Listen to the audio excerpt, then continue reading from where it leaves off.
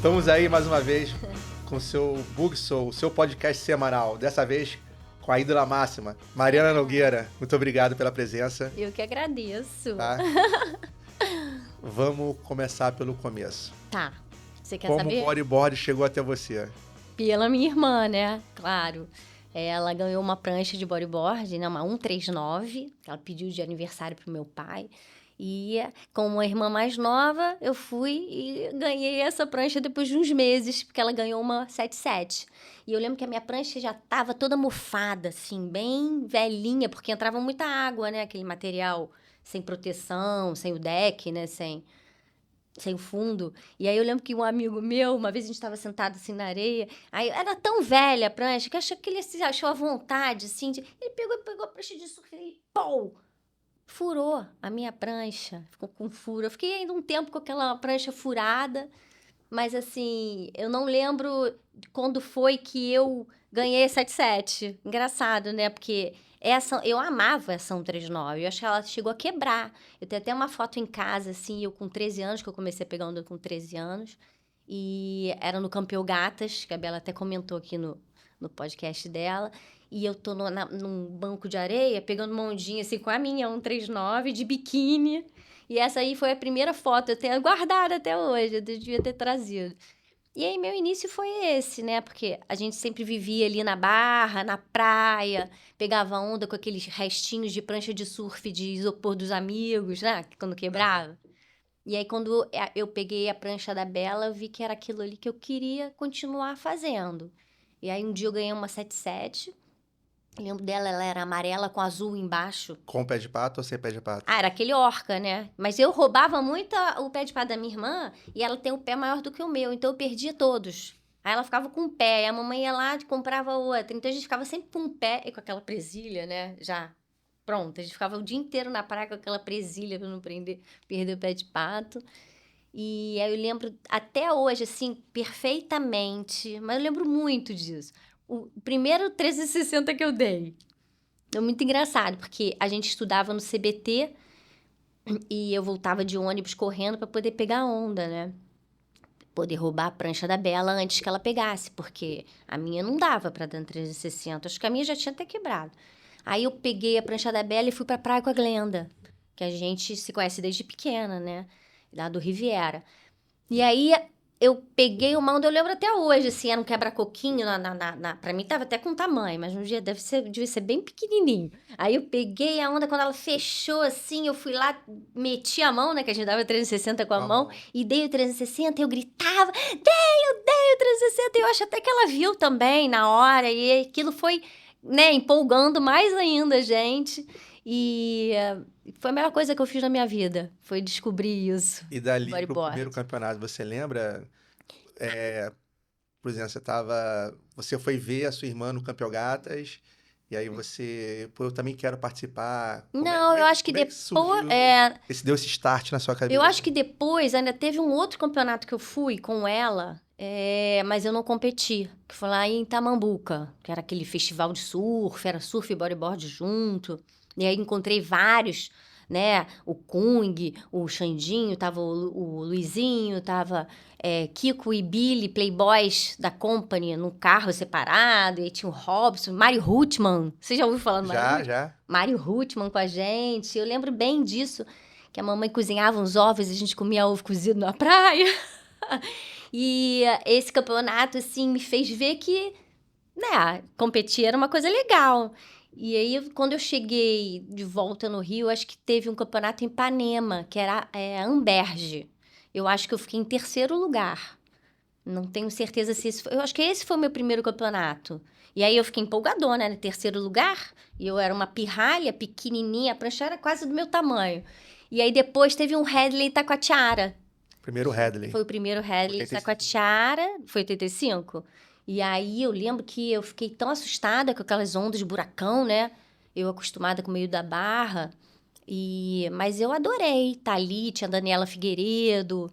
Tinham várias meninas, era muita menina, muita menina nessa década de 80, assim, né? Quando o esporte apareceu, era muita mulher dentro d'água. E aí você ali, você já Já despontou no primeiro campeonato, ficou em terceiro lugar. Itacoatiara não. Acho que Itacoatiara eu fiquei em 8º, 7º, que pra mim já era... Mas já tinha patrocínio? Não, Ou foi eu pai não trouxe lembro. ele?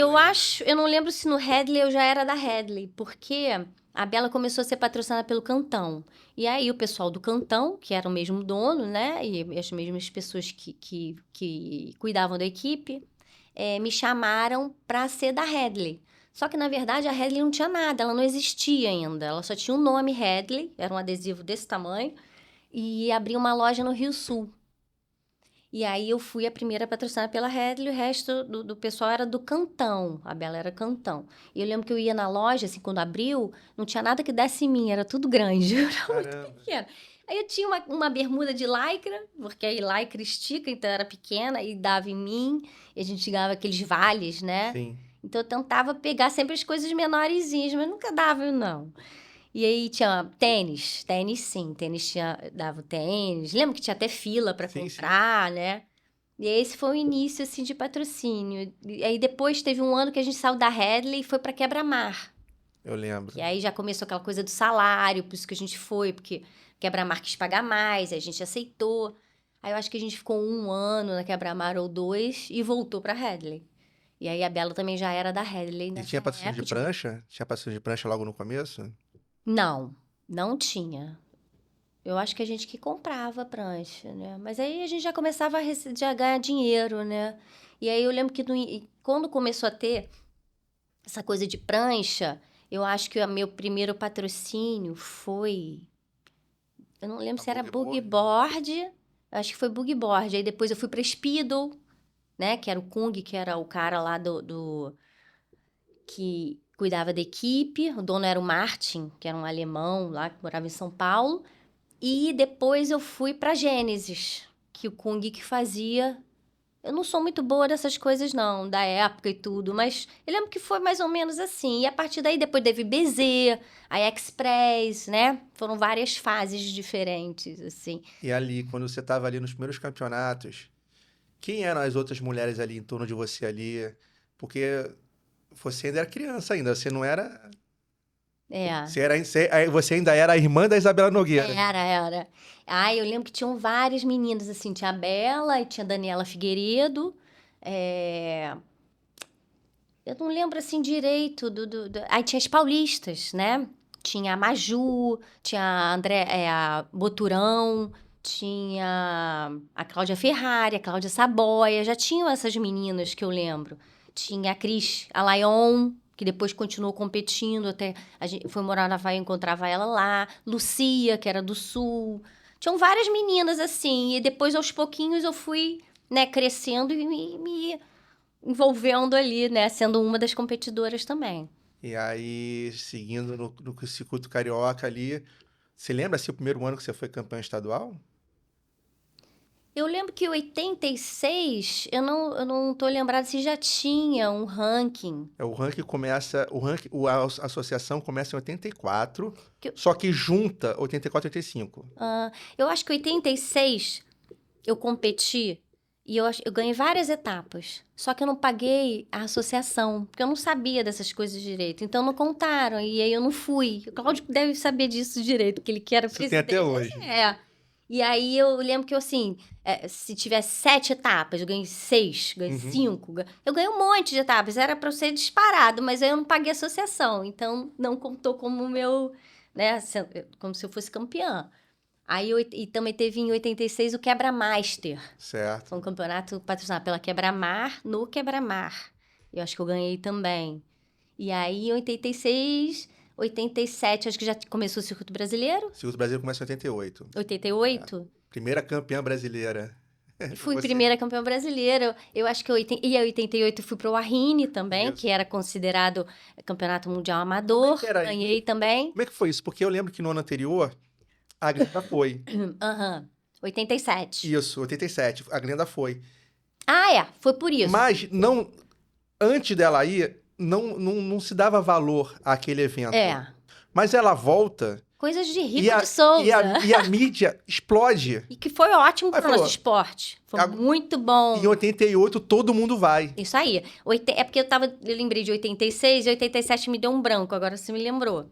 87 teve um circuito, eram 2 etapas, como se fosse um brasileiro, né? Que o Rico que fez. Acho que era Bliss já. Era o Bliss. E aí uma etapa era no quebra-mar e uma etapa era na prainha. Acho que a etapa do quebra-mar a Bela ganhou e a da prainha eu ganhei. Só que a gente não tinha, eu acho que eu tinha um quinto e ela também, e a Glenda tinha um segundo e um terceiro, e então ela ficou melhor no ranking e ela ganhou essa passagem para Havaí. E aí o Rico foi junto com ela. E ele descobriu esse campeonato, que na verdade era um campeonato local. Muito legal, porque era assim, tinham várias categorias, tinha a categoria das mulheres mais velhas, Isso. até 50, tinha mulheres de 50, Era 40 dividido por anos. idade. E nós pirralhas, era por idade. Então era bem legal, porque devia ter umas 4 categorias. Dessas 4 categorias se juntava e fazia uma final, a grande final. Uhum. Ia quem ia ganhava. E aí o Rico, né, graças ao Rico, as ideias boas dele, e aquilo ele se transformou aqui no Brasil como se fosse um mundial. O que foi ótimo para o esporte. E hoje, começou. mas hoje a Associação Internacional considera mundial. Hoje em dia ele virou. Ele virou. Ainda mais que eu vou te falar. O primeiro ano não, a Glenda deve ter sido bem fácil para ela, porque o nível não era, né, essas coisas. Mas no segundo ano, Todas as brasileiras foram. todas. E foi muito legal, porque os gringos ficaram impressionados, porque a gente já tinha um nível muito melhor do que o delas. A gente competia muito, a gente já tinha vários campeonatos. Então, aquilo ele foi... Além de ter sido bom no Brasil, também foi bom lá para fora. Isso. Porque mostrou que era um esporte que tinha gente competente do que fazia. Foi o que eu falei pra sua irmã. O bodyboard feminino, ele é brasileiro. Não existia bodyboard feminino no mundo. Era como se fosse uma brincadeira para eles, né? Aquela confraternização das mulheres, dos homens, uma coisa na praia para unir. A gente é que profissionalizou esse esporte. A cultura do bodyboard feminino é brasileira. E é graças ao bodyboard brasileiro, feminino e masculino, que existe o circuito mundial. Eu acredito nisso. Sim. Porque eles se basearam no nosso circuito brasileiro. Isso. Que era enorme, tinha premiação, valorizava os atletas, era organizado, tinha regras. A gente que fez, né? Isso. O livro de regras. E isso tudo foi para lá por quem? Quem que levou? Todos os meninos, Isso. Xandinho, Billy, Kiko, Kung, Cláudio, que foram competir, Guto, que foram aquela primeira vez lá competir e mostravam que essa organização existia. E não era só competir, eles também chegavam com a organização. Eles chegaram... Isso tá errado, no Brasil a gente Isso faz aí, desse jeito, faz assim que é melhor. Eles chegaram mostrando que a gente já tinha o circuito brasileiro. E eles não tinham. Eles tinham lá o circuito americano, mas que nem se comparava com o nosso. Então, o bodyboard tem que dar graças a Deus, assim, que os brasileiros fizeram o que eles fizeram pelo esporte. Desde o iniciozinho lá. E assim, você tá ali em 87... Aí, 87, a Glenda foi, 88 fomos todas. Mas no final de 87 é dada a notícia que vai ter o circuito brasileiro. 3 etapas. Sim, mas aí em 88 veio o circuito brasileiro e a gente ainda era amadora. Vocês eram amadoras ainda. A categoria feminina não era pro profissional, Não, só era masculina. profissional, era. E aí... Mas mesmo assim vocês foram. Não, lá no Havaí era amador, normal. A gente foi, aí cada categoria foi uma brasileira mesmo. Acho que a final era eu, Stephanie, que ela era de uma outra categoria, e mais 2 que eu não tô lembrando direito. Acho que a final foi... não, era eu... Você sabe que eu não lembro? Só brasileira? Acho que era eu, Stephanie... Acho que a Glenda tava também, porque ela era nova, ela era mais nova do que eu. Pode ser que ela... Se classificou pela categoria de baixo. Eu não lembro se ela era da minha categoria. Tipo, Tinha mais uma sub-18, sub-20. eu não lembro direito da final quem era, mas eu lembro que ficou eu em primeiro, Stephanie em segundo. E aí voltamos também, dizendo que era campeonato mundial, que foi ótimo. Então eu sou campeã mundial amadora. E aí final de 88 a gente se profissionalizou. E aí, em 89, foi o circuito todo brasileiro ganhando dinheiro, com patrocínios. E a gente começou a ser patrocinada por multinacionais, né? Blaupunkt, Cachemir Bouquet, lembra? Lembro. Quem patrocinava o campeonato tinha equipe, né? Que tinha a Cláudia Ferrari, a Glenda e a Stephanie Cachemir Bouquet. E eu e a Bela no Blaupunkt. Era muito, muito legal. E sempre aparecia, né, na televisão. Sim, sim. Domingo tinha placar eletrônico, Globo Esporte, e a Esporte matéria Espetacular. inteira, Esporte Espetacular. E aquela época foi muito legal, muito bom. Deu para aproveitar. E aí, chegava na praia, mega star, popstar. Era, e engraçado que era uma coisa tão, não só na praia, você ia no shopping, né? E até hoje as Você era a parada? Era. E até hoje, assim, as pessoas da minha geração, que tem a minha idade, mais ou menos os pais dos amigos das minhas filhas, lembram. Outro dia eu tava no Presunic, aí o cara me parou, eu sou de Brasília, queria tirar uma foto com você. Isso, pois, já tem muitos anos, né? 30 anos, 40 anos que eu pego onda. E aí você vê que marcou muito uma geração, né? Tanto que eu e a Bela, a gente aparece nosso nome naquele almanaque dos anos 80, Sei, né? sei. Que aí a perguntinha, e fala, e conta uma historinha, né? E jogo também já apareceu. Quem é a campeã, não sei o quê? A Mariana Nogueira. Aí a minha filha vem me mostrar, as amigas. Essas coisas são muito legais, né? Acontece isso, de uma amiga lá da sua filha chega na sua Ih, casa. meu pai, sou fã. Ih, minha mãe, meu pai. É muito engraçado, é muito legal.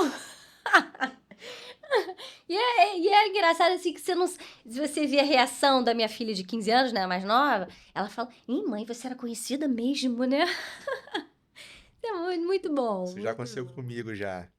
A minha filha tem uma filha de 20 anos que nunca. Filho é filho, né? É ver como um pai. É. Aí começou a ir pros eventos, aí começou a ver. Aí, pai, porra, que saco andar com você. Todo mundo fala com você. Conhece todo mundo. Você conhece todo mundo? Elas falam sempre isso. Muito bom. Também, ela vai na praia, as pessoas me ligam, tua filha tá aqui na praia, em Já tal sabe lugar. das... Aí teve um dia que ela chegou em casa. Falei, você foi na praia lá? Ela, como você sabe? Falei, me ligaram. Ela, ai, que saco. Como já estou sendo vigiada. É. A minha mais velha, assim, me deu bastante... assim, eu ficava tranquila, porque a minha mais velha, ela pegava onda, né? Agora ela é crossfiteira. Mas as duas pegam bem. E aí ela ia pra prainha com os amigos, porque todos os amigos eram filhos dos meus amigos que pegavam onda na prainha. Então eu ficava tranquilona, porque eu sabia que ela tava na prainha e tava em casa, tá cheio de olhos, né? Vejo Isso. pessoas olhando e observando e sabendo o que tá acontecendo. Aí você tá ali, 87, 86 teve o Headley de Búzios. Ai, eu não lembro desse. Teve. Teve? Foi em 86? Tem propaganda, tem filme no YouTube. Ah, tá. Eu acho que eu ganhei em 86, não foi? Tem filme no YouTube lá, Headley em Búzios. Eu lembro de 88. Eu lembro uma vez que foi tão engraçado. A gente foi num negócio de boliche, que tinha essas coisas, né? Vários atletas de várias. Juntos. Jogar boliche. Eu nunca tinha jogado boliche e ganhei, né? Tava muito sortudo em 88. Como é que era você chegar assim no. Primeira etapa do circuito brasileiro. Chega na cidade, todo mundo. Lá no Nordeste era Elas vão demais. vir aí, elas vão vir Era. aí. As pessoas.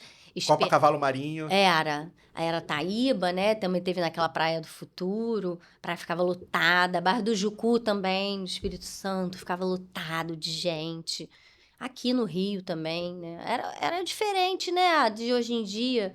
Os campeonatos são todos... a gente vê ao vivo ali, né, na televisão, né? Não tem mais aquilo que a gente viveu de praia, das pessoas conhecerem você pessoalmente, né? O Bliss, eu fui no primeiro, já falei isso aqui várias vezes aqui já. Eu fui no primeiro e não fui no segundo porque o primeiro tava lotado. Era muito. Lotado. Era impressionante. Você não tinha como, às vezes, ir na areia, porque senão você não conseguia sair daquele, né? Tira foto, vamos tirar foto, autógrafo, não sei o quê. Sabe o que é legal de 88? Que eu lembro que a FIDE... Eu acho que foi 88, né? 89. 89. A FIDE começou a fazer o circuito FIDE. carioca, né? Isso. E aí eu lembro que tinham 8 etapas. Eu lembro disso até hoje. Era etapa pra caramba, era muita etapa, né? A gente competia muito, né? Naquela época também. Acho que por isso que teve essa evolução tão grande dessa minha geração. E eu ganhei 7 etapas dessas 8 etapas. E eu lembro que era uma moto. Era uma moto De premiação. E um troféu enorme. Era um troféu daquele estilo jogador de campeonato de futebol, né? E que eles contam que eles estavam no trânsito levando aquele troféu, e a polícia parou porque tinha achado que tinham roubado, porque eu acho que o Botafogo foi campeão naquele ano, depois de anos, né? E eu sou botafoguense. Pro meu pai, para minhas filhas, eu sou fluminense. Cara, era muito bom. Era praia lotada, era praia lotada. Era. Patrocínio forte. Ganhava dinheiro, Ganhava né? dinheiro, né? Pô, era muito bom. Acho que a gente tem que olhar, né, para esse passado, assim, como uma coisa boa, de uma história que pode, que faz sempre a gente querer mais. Isso. Nunca vai ser igual, nada, Não, não vai né? ser. Mas que a gente sabe que a gente pode cada vez mais e melhor. Acho que a gente tem que olhar, né, por esse ângulo. E eu guardo tudo isso, assim, com o maior carinho. Sou muito privilegiada de ter vivido nos anos 80, somos, né? Anos 80, assim, espetacular. Anos 90 já também outro ano que foi uma continuação disso ali. Acho que a nossa geração viveu... A gente não consegue explicar. Não consegue explicar. Não dá para explicar para quem não viveu. Sobrevivemos aos anos 80. Isso, não é? Era muito bom. Era uma vida de praia, né? Eu lembro que 88, cara, esse culto brasileiro... Era você e sua irmã toda final. Sempre, Era. sempre. Era, muito. Final ali na praia em São Paulo, Canto do Maluf. Aham, lembra? Tinha do Guarujá. Era muito bom. Tinha mais valinhas, né? Tinha valinha. A gente ficava ali naquele hotel de frente, assim. Gente, muita coisa legal, né? Tu lembra a galera, assim, tipo... te assediando, foto. Muito, isso que eu tô falando. Às vezes a gente sai do hotel. São Paulo era forte. Também, em qualquer lugar. As pessoas gostavam muito do esporte, né? As pessoas... Porque saía muito na mídia. Mas era todo fim de semana a gente tinha campeonato. Teve uma época que eu lembro, assim, acho que foi já décadas de 90, de eu ir muito para Itacoatiara. Eu ia para Itacoatiara competir quase todo fim de semana. Chegou um ponto... Uma vez eu fiz isso, fui para Itacoatiara, em vez de voltar para o Rio, fui para Saquarema. Aí de Saquarema fui para Itacoatiara, competi e voltei. Que era muito. Era muito. A gente competiu muito. Treinou muito. E como é que era, tipo... como é que era em pipeline? Quando é que foi a sua primeira vez em pipeline? Foi 90. Primeira vez que eu saí do Brasil foi com o Kung. Que foi aquela viagem que eu tava te falando, que a gente foi pro Arrini, que aí a equipe era eu, Stephanie, Bela e o Kung era que tomava conta da gente. Mal sabe minha mãe. Mentira, Kung. Aí a gente, depois do Havaí, a gente foi pro México. Porque a Fluir quis fazer uma matéria em Porto Escondido, porque era o Sebastian, que era o fotógrafo. Então a gente ficou lá, chegamos sem mala lá, sem roupa. Muito engraçado. A gente foi jantar, apareceu eu e a Bela com umas roupas de mexicana que a gente tinha comprado. Roupão do hotel também. Aí essa foi nossa primeira viagem, assim. Aí depois, em 90, a gente foi... e também teve Bali em 89. Fomos pra Austrália competir. Competiram contra os homens? Competimos contra os homens. Lembro que a minha bateria era eu e o Canoa Magui. Ele enorme. Ele tava com medo de mim, tá? Porque ele ficou me marcando. Eu devia ter assim, ele enorme e ele me marcando. Ele tava morrendo de medo, porque a onda era pequenininha. E aí, depois a gente foi pra Bali. Ficou lá também um tempo. Uluwatu e Side Corner. E eu caí, sabe aonde? Que foi maneirão. Porque tava onshore, lá em Uluwatu. A gente, vamos pra onde? Não tem onda mais pequenininho, uma coisa horrorosa, né? Você acha que você vai chegar em Uluwatu lindo, né? Aquela coisa horrível. A gente foi pra Sanur. Sei. Gente... Do outro lado, era uma direita, 3 tubos na onda. Acho que eu nem sabia pegar aquela onda. Eu nunca tinha pego uma onda daquela, né? Mas foi muito legal. Aí, em 90, a gente foi pro inverno mesmo, do Havaí. E aí, ia ter o primeiro campeonato, que as meninas se organizaram ali. Eu acho que tinha uma janela. Primeiro campeonato profissional em pipeline. Ela tinha uma datazinha ali que alguém, acho que era o Philips, tinha esse direito. E aí ela perguntou, vamos fazer, vamos. Aí as meninas, a premiação era $100. E aí todas num dia antes falaram que não iam competir. Não, é um absurdo, não vamos. Aí o Belo, tá bem, não vamos, né? Porque eu também acho, concordamos. Chegou na hora, todas foram competir. Menos eu e a Bela. Em 90 a gente não competiu. Eu não sei Mas, tipo assim, tu tá na tua casa, Opa, vocês não combinaram que todo mundo, as meninas estão lá competindo. foi isso mesmo. Aí tudo bem, não tem problema, agora já foi. Aí em 91 a gente começou a competir. Aí Eu lembro, teve 91, 92, teve há até. pouco tempo atrás, eu peguei uma Flui Bodyboard, tinha uma carta sua, Sobre falando isso? sobre isso. Ai, tava indignada, né? Agora já Carta passou, mas na aberta, época, Mariana Nogueira. pô, eu achei tão assim. Como se tivesse, vamos aproveitar, né? Que elas não estão, então vamos. É que vocês eram profissionais de verdade mesmo. Eu acho que essas atitudes fazem diferença. No fundo, deve ter feito diferença a gente, né? Ter Isso. falado que não era legal. Ah, mas é um campeonato. Às vezes também a atitude delas também pode ter sido boa, porque mostrou que porque elas poderiam. É ali que foi fundada a categoria profissional. Ah, a gente pode. A gente consegue ir para Pipeline. Ele começou tudo também. Então tem os dois lados. Foi bom o que aconteceu no fundo, porque a gente conseguiu as datas para o Pipeline para as mulheres. E isso existiu durante muitos anos, Isso. essa data só nossa. Então, os dois lados, né, foram bem. Foi preciso acontecer aquilo. No fundo, tem certas coisas que acontecem que é pro Mas valeu o free surf. peguei onda pra caramba. Eu lembro que a primeira caída que eu dei em Rock Point, eu entrei no mar, assim, toda felizinha, que tava com um tamanho bom, né? Eu fui cuspida. Porque sabe aquela história de que o mar sobe e te joga? Isso que aconteceu comigo. Foi assim, aí... Mas aí foi legal. Isso, era legal. Entrou, tinha um tamanho. Era, e Meia hora depois. é sério. Mas ir pro Havaí e ficar lá um mês, dois, todo ano, isso aí fez uma diferença, né, pro Sul, pra nossa evolução e até como pessoa também, de se sentir segura e ter atitude. Aí fazia parte da logística do surfista profissional. Final de ano era obrigatório você estar no Havaí. E ficar um tempo, E ficar um tempo. para você ter mais experiência, se garantir em certos mares, né? E eu acho que também eu te falei de Saquarema e Itacoatiara, esses dois mares também me prepararam muito, assim. Eu me sentia segura também, porque eu acho que eu peguei muita onda em Saquarema e Itacoatiara. Você estava no campeonato gigante de Ah, Saquarema? Fui eu e Cláudia pra final, ela ganhou, eu fiquei em segundo. Eu não quero uma boca assim, enorme. Saquarema é pesado. É pesado. aquele mar. Eu até tenho uma história de Saquarema mais recente. A Mariá, minha filha mais velha, namorou o Lucas Chumbinho. Uhum. E aí ele foi todo animado, que pra ele aquele mar enorme é mais pequeno, né? Aí ele falou, tia, vamos cair lá na Barrinha. Fui eu e ele pra Barrinha. Mar enorme. Comecei a remar. Quando começou a vir a série, ele gritava assim, tia, rema que tá vindo um vagalhão. Quando ele usou a palavra vagalhão, eu falei, ferrou, morri. Remei que nem uma maluca, entrei, era um mar enorme.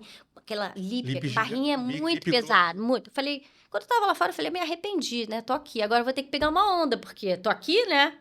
Aí tava ele, eu acho que uns 3 amigos dele, assim. Peguei minha primeira onda, peguei maior tubo. Saí do tubo, voltei. Aí ele falou assim, tia, caramba, pegou mó tubo, né? Meus amigos falaram, olha lá, sua sogra pegou mó tubo. Não sabiam, eles estavam morrendo de medo. Mas isso é legal, porque você tá o tempo inteiro pegando onda, você tá o tempo inteiro tentando se superar, Isso, né? Era se testando. comigo, e aí você vai, você fala, caramba, consegui pegar essa onda, né? E aí voltei, peguei mais uma e saí, tava bom, que tava viva. E tu contava história? Pô, eu tive aqui nos anos 90, nos anos 80. A gente sempre conta, né? Pô, eu ia muito pra Saquarema. Quando eu comecei a namorar o Rodolfo, ele alugava uma casa quase em frente ao pico, assim. Então eu ia bastante. Mesmo depois dele parar de alugar essa casa, a gente continuou indo, eu com a Joana, com a Mariá pequenininha, a gente sempre revezou. E eu sempre gostei de Saquarema, assim, porque quando eu ia para outro lugar, precisava cair no mar maior, eu me sentia segura. Acho que foi. Você acha Saquarema a onda mais pesada do Brasil? A que te prepara mesmo pra hora H ali, sabe? De outros mares, de outros lugares. Eu acho. É Eu foda. gosto de pegar onda lá até hoje. Muito bom, né? Adoro aquela direita que vai pra dentro ali do canal. Adoro. E ali, tipo, quando é que você começou a pensar em... Aí você foi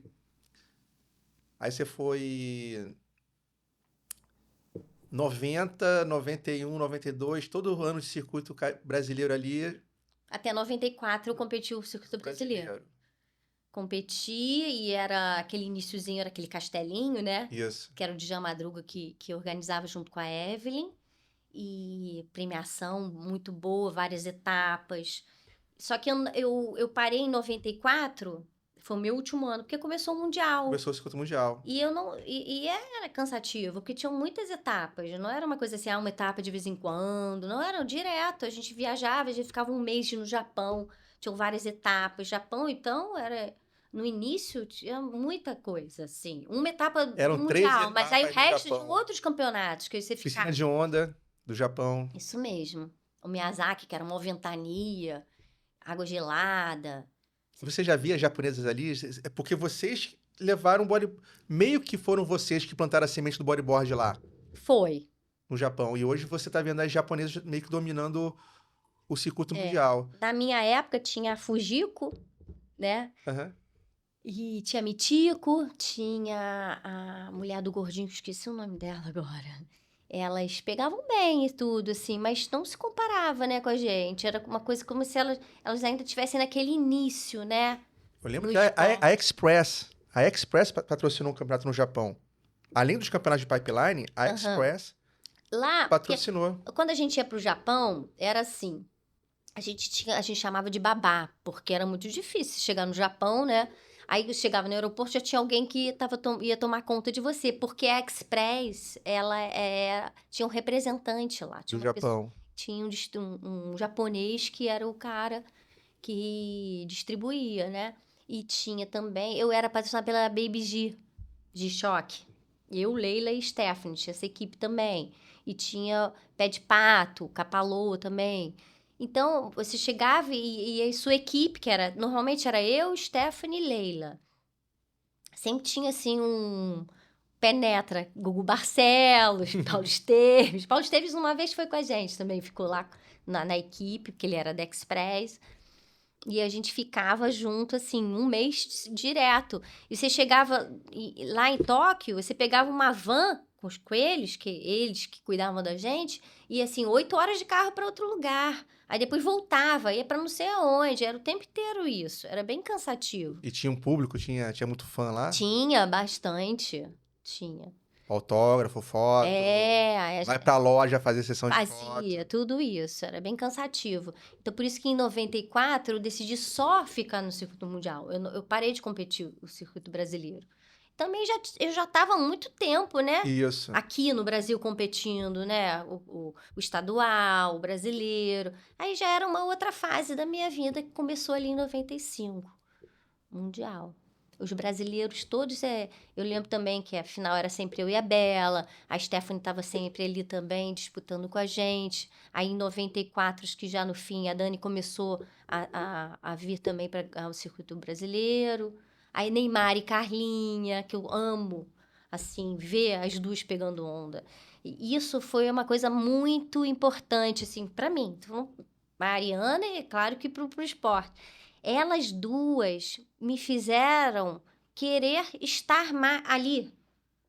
Porque você tem que se superar, mas você também tem que ter um incentivo de querer superar o outro, né? E eu já competia com a Stephanie há muitos anos, né? Desde o iniciozinho. Então, competir com a Stephanie já era uma coisa normal, né? Ainda mais depois que a gente parou, que a Bela parou, que eu fiquei órfã da Bela, que eu vou te contar isso. Eu fiquei competindo ali. Stephanie veio, Neymar e Carlinha também, no final do Brasileiro e depois no início do Mundial, que me fez querer mais. Continuar ali. Puxaram o teu limite. Puxaram. Muito. E amo ver as duas pegando onda, assim. Né? Muito bom. Até hoje. A caixa de mensagens que eu abri lá no Instagram, lá tinham várias mensagens da Carlinha. Não sei nem o que eu vou perguntar, minha ídolo. Eu adoro as duas, são muito legais. E eu tô falando desse negócio de órfã da Bela, porque quando eu fui... Ela casou muito cedo, a Bela, né? E aí, quando ela parou de competir, acho que em 93... E aí, em 94, eu pedi pra ela ir na última etapa, porque eu acho que eu tava disputando ali o ranking, e ela poderia me ajudar, mas também poderia, né, matar saudades.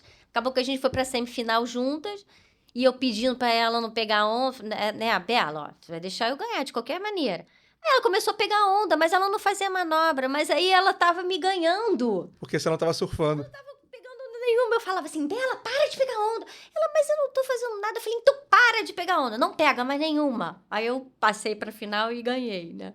E aí fui campeã brasileira pela última vez, e aí só fiquei competindo no Mundial.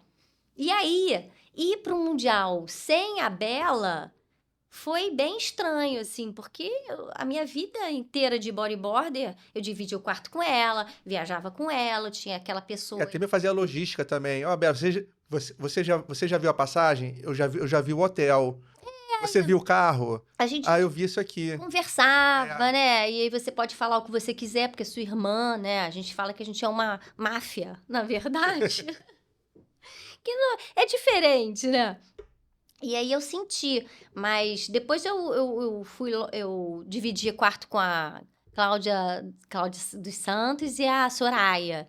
E viajei muito também, assim, dividi muito com o Jefferson, a Nutti. E passava mal de rir. Essa era a melhor parte. Muito bom. E com a Stephanie e com a Leila, sempre por causa de equipe também. E aí depois você acaba se acostumando com isso, né? Mas no início foi bem difícil, senti bastante falta, assim. Que vocês eram unidas, né? Tipo, fora da bateria, amigas. Nós somos Fora da muito bateria, amigas. unidas. Eu acho que é alguma coisa assim espiritual de outras vidas também. Eu acho que eu já fui mãe dela. Mas nós somos muito amigas, muito, a gente se dá muito bem. Claro que a gente, né, discute, né, você discorda, mas uma coisa engraçada que a gente sempre fazia, eu podia nem estar concordando muito com o que ela estava falando, fazendo, mas não falava na frente de ninguém, não. Depois que eu falava, pô, Bela, Era, é? sei. E aí isso você não tem com qualquer pessoa, né? Aí você, 95 ali, você ganha pipeline, né? 95, você ganha pipeline. Ah, já Pipeline já existia, assim. 92 eu ganhei. Isso. Pipeline. 91 Quantos campeonatos você ganhou eu em fui pipeline? pra final. Em pipe você ganhou quantos? Ó, 91 eu fui pra final. Eu considero que eu ganhei. Porque a minha papeleta sumiu e o Mike Stewart me deu parabéns, o outro juiz também, o outro também. Todo mundo falou que eu ganhei, então eu ganhei. Pra mim, pra minha alma. Eu ganhei. Então, foi 92 eu ganhei. E aí foi muito legal essa bateria de 92. Estava bem difícil o mar. Era uma onda que ela corria e ficava bem paredona, assim, meio balançando. E eu dei 2 rolos. E a gente era obrigada a cair de 1,77 m. Eu lembro. E era difícil pra mim, porque eu sou pequena e a prancha era grande pra mim. Tanto que quando eu ganhei uma 1,6 m na minha vida, eu fiquei assim, agora achei o que eu precisava. E eu dei 2 rolões maneiraços, tem até filmado isso, né? Marcelo Pedro foi meu CAD, ele fala isso até hoje, porque tinha CAD, porque a gente podia perder prancha, né? E eu lembro que no fim, o Jay Real veio me perguntar como é que eu tinha conseguido dar aqueles 2 rolos, eu tão pequena. Aí o Marcelo que traduziu, porque eu não falava nada de inglês. Até hoje o meu inglês é bem ruinzinho, mas dá pra se virar. E aí, 93, 94, eu acho que eu fui pra final, mas eu não ganhei. 95 eu ganhei e 97 também. Agora, eu não lembro se 95 ou 97, qual é que o mar tava muito perfeito. Mas muito, assim. A gente olhava, as meninas, a gente olhava na areia e falava, meu Deus, a gente vai cair nesse mar só pra gente. E isso que era o melhor, assim, de pipeline, né? Competir em pipeline. O pessoal fala, né? Que é a única hora que você tem ali pra estar na água ali, só você e mais 3 pessoas. E aí você tem que pegar a onda que vier, né? Tanto que eu tenho um caldo, assim, que eu nunca mais vou me esquecer desse caldo na bateria. Eu vim remando pra onda, como se fosse uma ondinha, assim, eu vou descer essa onda. A onda era grande, era da série. E pipeline, o lip dela, ela te dá um tapa, né? Porque eu tava meio atrasada, ela me pegou, me deu um tapa. Eu consegui chegar a dropar, assim. Quando chegou lá embaixo... É uma foto famosa. Essa foto é famosa. Ela me engoliu de uma maneira que eu sumi. E tem foto, eu já vi assim, essa que foto, só aparece o pé de pato na espuma e outro lá no ar. E tem de vários ângulos a foto.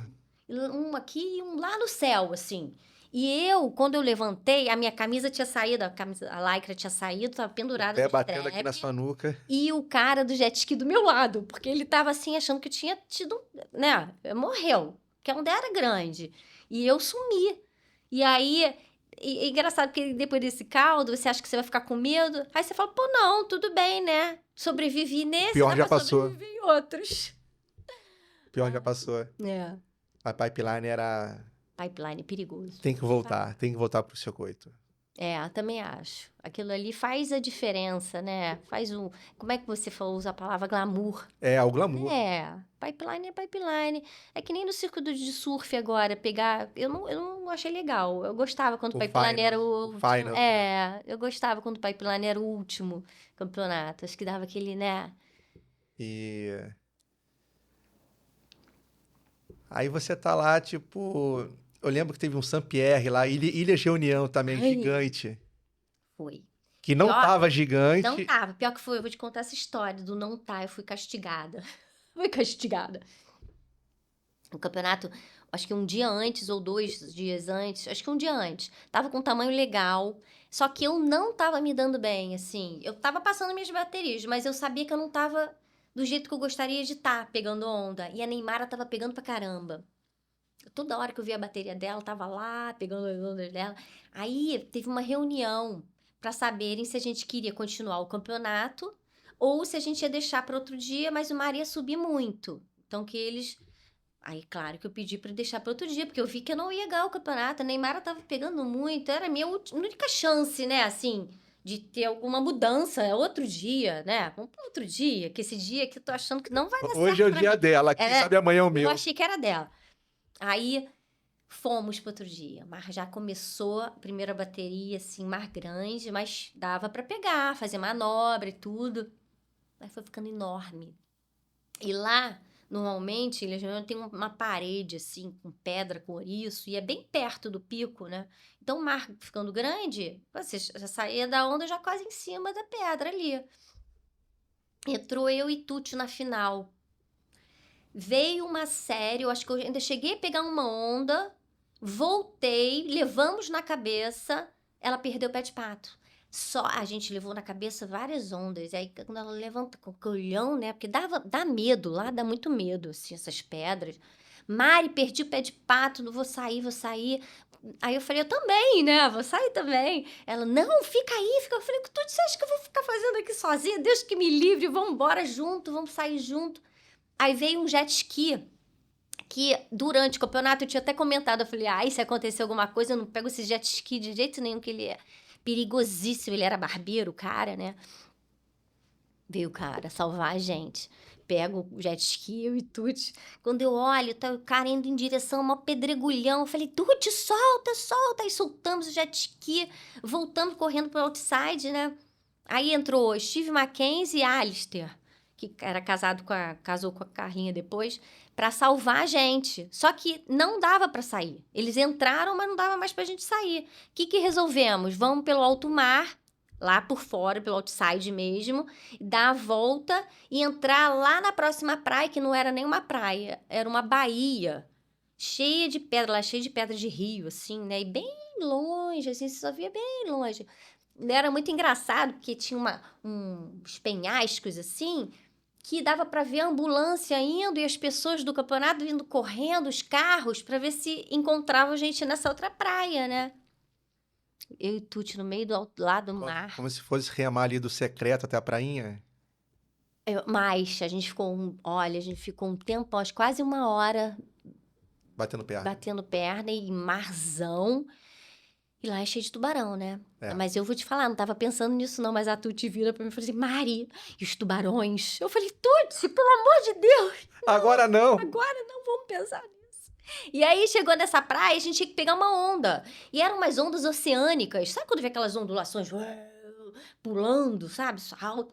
Aí era o Maca, né? O Steve Mackenzie comigo e o Alistair com a Tuti. Aí eu e ele pegamos uma onda. Eu lembro que eu fui tão alto, assim, pulei, que eu olhei, ele tava lá embaixo. Ele falou que ele ria tanto depois, que ele foi na onda rindo. Porque a gente conseguiu, a gente pegou essa, parou no meio do caminho, pegamos outra. Quando chegou na beira, sabe como é que saía Escalando o paredão. Não, você saia rolando por cima das pedras, assim, porque não tinha areia. Aí a gente chegou, aí a Tuti ainda demorou meia hora pra sair do mar. Aí depois tem a gente embrulhadinho naqueles papéis brilhantes, aquele que a gente já tava na água há muito tempo, morrendo de frio. Aí no fim deu tudo certo. A gente foi pra Essa história é famosa. Essa premiação. história é famosa. Aí a gente dividiu o primeiro lugar, né? A pontuação. E eu falei pra Tuti ficar com o troféu. O troféu ficou pra ela. Foi bem legal, assim, essa história. E eu tenho que agradecer a Tuti, pô, até hoje. Parece que as coisas acontecem de um jeito, né? Porque quando eu tive a Mariá, minha primeira filha, eu ainda fui pro Havaí pra competir pipeline. E ela era bem pequenininha. E foi... Acho que eu ia ficar lá. Porque o Rodolfo, a gente resolveu ficar em 2000, morar um ano ficar fora do Brasil. Era Havaí e Bali. E a Maria era bem neném, tinha só 6 meses. E quem era a babá da Maria era a Tude. Ah, legal. Eu chamo de babá, não era. Ela ficou muito com a Maria enquanto o Rodolfo não chegava no Havaí. Então eu ia pegar onda, eu ia na minha bateria. Quem ficava era ela. Então ela foi assim, meu anjo no Havaí antes do Rodolfo chegar, sabe? Eu vejo que a galera era muito unida, assim, tipo, as viagens, por exemplo, Indonésia. Aham. Não era a Mariana e a Isabela sozinha, era um grupo, Ah, sempre uma era. galera. Austrália, Paulinho, uma Paulo galera. Esteves, é. Tinha Todo muito... mundo. Hoje em dia eu vejo muita gente. Marcelo Siqueira, 2, Paulinho, 3 pessoas só, e vai Xandinho, ali também. todo mundo. Era muito unido. Era. A gente era. Pô, a gente. Porque a gente não convivia só nos campeonatos, a gente convivia. Isso No dia a dia. no bairro, na festa. Sempre. A gente estava sempre junto, porque a gente também era da mesma equipe, a gente se encontrava. Os amigos, né, assim, o pessoal da Zona Sul. Sempre tem, né, os conhecidos de um, conhecidos de outro. Free surf, vem pra cá, o mar tá bom aqui, eu vou pra aí. É. A gente sempre se encontrou muito. Até falando do Paulo Esteves agora, eu sempre falei isso para ele, que o meu 360, eu me inspirei muito nele, né? Claro que todo mundo se inspirou no 360 do X da Bela, aquela, né, plasticidade, aquela leveza. Mas eu lembro que eu namorava um surfista, que era o Léo Chinês, que era do Quebra-Mar.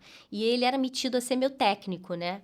E aí ele falava sempre para mim: olha o 360 do Paulo Esteves. Porque o Paulinho, eu lembro que ele vinha na onda, ele cavava, ele não subia dando o 360. Ele cavava e dava o 360, o invertido dele. Era sempre, né? Era sempre uma coisa que você dá depois que você já cavou, não na cavada. E eu sempre adorei isso e eu sempre imitei ele. Até hoje o 360 dele é lembrado. Até hoje o pessoal fala. Eu queria fazer daquele jeito ali, sabe? Conseguiu. Eu acho que sim, acho que eu faço direitinho. E aí, assim, tipo, Portugal. Como é que era chegar em Portugal lá? Primeiros eventos. Você teve em Viana do Castelo, no primeiro campeonato mundial de Portugal? Não. Viana do Castelo ali, 93, 94. Eu lembro que eu fui uma vez convidada por uma... Eu esqueci o nome dela. Ela era uma portuguesa que ela era dona de uma surf shop. E aí era um campeonato em Cascais, ali na Praia do Guincho. Foi a primeira vez que eu fui, acho que foi em 94. Foi antes de começar o circuito mundial. Eu lembro que essa mulher, ela era até a primeira mulher no mundo que tinha processado o chefe por assédio sexual. Eu lembro disso até hoje. Engraçado, né? E aí eu fui lá, eu fui convidada, ela pagou a passagem, fui na loja dela para autografar, essas coisas todas. Mas, assim, o campeonato mundial mesmo que eu lembro era da Praia Grande, ali. E como é que era a cena do bodyboard naquela época em Portugal? Já era grande, já era gigante? Não, Ou tava tudo muito no tava começo tudo ainda? começando, assim, não muito no começo, porque essa época que eu tô falando de 94, que eu acho que foi mesmo mais o começo, né? E aí, acho que foi 95 que já teve Portugal, acho que Sim. teve. E aí já era um esporte bem conhecido em Portugal, né? Tinha o Paulinho Costa, tinha o Gonçalo Farias. Gonçalo Farias. Tinha todos esses meninos, assim, que já pegavam pra caramba. e tudo. Mas esse campeonato da Praia Grande é que fez o bodyboard de Portugal virar o que é hoje em dia, né? Depois veio a Vert, né? É do Tozé, né? Tozé. E eu competi um ISA lá, né? Em Portugal. Quem ganhou foi a Dora. Eu fiquei tão feliz, acho que foi a primeira vez que eu fiquei em segundo e fiquei feliz. Mentira. Dora Gomes. Sei quem é. Porque você tinha participado, você viu o bodyboard crescer no país dela, quanto era... e foi lá, sabe? E né, no lugar dela, e ela é uma pessoa muito legal. Sempre gostei muito da Dora. E o campeonato foi muito bom, assim, estrutura, as pessoas que estavam na equipe do Brasil, todo mundo legal. E eu tava grávida, né? E eu não sabia. Caramba! Foi nesse campeonato. Que era para ser o campeonato em Carcavelos. Só que eu acho que não tinha onda e foi pra Praia do Guincho. E eu lembro, assim, do Bruno Lemos, estava comigo no ônibus, que a gente pegava um ônibus pra ir pra lá, pra essa outra praia, e demorava um pouco. Eu falava, gente, eu tô com tanta fome, não sei o que é isso, que eu tô esfomeada. Aí ele falou, tô achando que você tá grávida. E eu tava realmente, né, grávida, e não sabia. E aí, logo depois que eu voltei a competir com uma etapa do Mundial aqui no Rio, grávida também, que eu acho que era uma antes da de Pipeline, de 98. E aí eu descobri que eu tava grávida, não fui pra Pipeline. E aí me avisaram que eu era campeã mundial pelo telefone. Foi bem legal, era um monte de gente no telefone, Fábio, Jefferson, Neymar, Mari, você ganhou, você é campeã mundial, isso de madrugada, 1h da manhã. Foi bem legal. E aí, era muito engraçado, cara, era tudo muito feliz, muito alegre, né? Porque era todo mundo muito amigo, né? Claro que tinha rivalidade. Rivalidade faz o esporte Mas eu acho que as pessoas não estavam lá, claro que um ou outro, mas não estavam lá para vencer, estavam lá para participar. Era muita gente, né? Muitos. Era muita gente. Todos nós, daquela época, começamos a pegar onda porque a gente gostava de pegar onda. Isso. Não foi porque a gente via o esporte como algo mais. Ainda mais que a gente cresceu junto com o esporte, né? Isso. Então, acho que isso fez a diferença também pra gente. De levar muita coisa na brincadeira. Eu vejo hoje Todo mundo era muito criança, né? Eu vejo hoje em dia gente parando de pegar onda porque não vence. Eu nunca parei de pegar onda na minha vida. E aí, cara, não pega mais onda não? Cara, não pego não, já fui... não levo jeito não, cara, eu já competi pra caramba já. Cansei, já perdi muito. Tô jogando ping-pong. Mas tudo bem, cara, mas e domingo de sol? Não quero não. Muito estranho. E também muita gente que parou muitos anos, porque foi estudar, foi trabalhar, porque não conseguiu, né? Isso. Algo mais profissional no esporte, mas que hoje em dia tá voltando. Né? Conseguiu agora, ó. Tive filho, cresceram, meus filhos cresceram, agora dá tempo, o trabalho tá mais light. E aí voltaram, né? Muita gente voltou a fazer isso. Muito legal. Na escolinha da Bela mesmo, muitas mulheres da nossa idade, eu tenho 51 anos. Várias da minha idade, um pouco mais novas, mais velhas, com filhos, já com neto. E que querem fazer o esporte. Às vezes nunca fizeram, sempre tiveram vontade, não tiveram tempo, era outra, né? E hoje em dia fazem. Como é que era assim naquela época você ir nos programas de televisão? Como é que funcionava isso? O cara ligava lá pra tua casa? Lembro que a gente... você falou isso. Lembro que a gente... Sem censura, lembra? Era tão legal. Minha avó ficou louca quando viu a gente no Sem Censura, porque ela já viu Sem Censura. E a gente bem novinha, né? Falando. Eu queria ver, deve ter isso deve ter no YouTube. E eu lembro uma vez que aquela Ilha de Caras, qual era o nome daquela? Era Contigo? Qual era a revista? Caras. Caras mesmo. Aí a gente tinha que ir pra Ilha de Caras. Eu vou te confessar, você sabe que eu menti? Eu falei que eu tava passando mal, mas eu não queria ir, eu sempre fui meio ruim pra essas coisas, eu sempre fugia um pouco. E não podia, né? Porque isso era meu trabalho. Mas eu fui e falei que eu tava me sentindo mal e não fui, não. Você não querendo ir e o Brasil todo querendo ir. Eu queria ir pra Ilha de Caras, eu não queria ir pra Caras nenhuma, não fui. Não fomos pra Ilha de Caras. Mas tinha muitas matérias, tem uma tão legal, bem dos anos 80, assim, que sou eu e a Bela na página, eu acho que era Capricho, E sou eu e a Bela, assim, de costas, e na outra página tá a Xuxa. Quer dizer, você Eu acho que vocês duas foram as primeiras mulheres a furar o mundo do surf. Fora dele... Vocês foram já pro mainstream já. Caras, Capricho... a coisa que não eram, né, outros programas... É verdade. Além do realce ali, do Vibração. Chamava muita atenção, né? Assim, nós éramos 2 irmãs, meninas novas, da Barra, da Tijuca. É um mundo diferente do que, né? Aquele mundo que as pessoas têm um pouco de curiosidade, né? Pô, a menina entra no mar, pega onda. E chamava muita atenção, né? Então, saiu dali daquele meio, daquele mundo do campeonato, da areia, e foi além, né, disso. Vocês tinham algo a mais para falar. E foi muito bom pro esporte, porque o esporte ficou conhecido, né? Isso. Fora daquele universo de surf, de bodyboard, né? Muito bom. Eu lembro, várias entrevistas. Todo canto você abria, tinha as Irmãs Nogueira. Era mesmo, muito. No realce, então, era quase todos os Às vezes a gente escuta assim, o cara fala que tô eu, Rodolfo, Bela, dentro d'água, aí Guto Carvalho, Sérgio Noronha, né? A gente cresceu, né, com essas pessoas. Aí alguém fala assim, pô, tô me sentindo no realce. Porque marcou muito, né, essa época. No rádio tinha o Body Club. Do Chanquilia. E agora ele tá fazendo, né? Tá de volta, a gente foi lá conversar. E eu acho que as pessoas sempre tiveram muita curiosidade nesse universo do surf, sabe? Por que essas pessoas são tão viciadas nisso que elas fazem, né? Eu não consigo ficar sem pegar onda. Eu fico assim uma semana, às vezes acontece alguma coisa, não dá onda, ou eu tô doente, ou tive que levar filho pra médico, né? Aquela correria. Aí você fala, caraca, tô precisando pegar onda. Aí quando você vê, você pegou onda anteontem. Porque quem não te conhece acha que você nunca mais pegou onda. Não, depois que você acabou de competir... as pessoas imaginam, né? Não, peguei onda sempre, até hoje. Sempre, quase todo dia.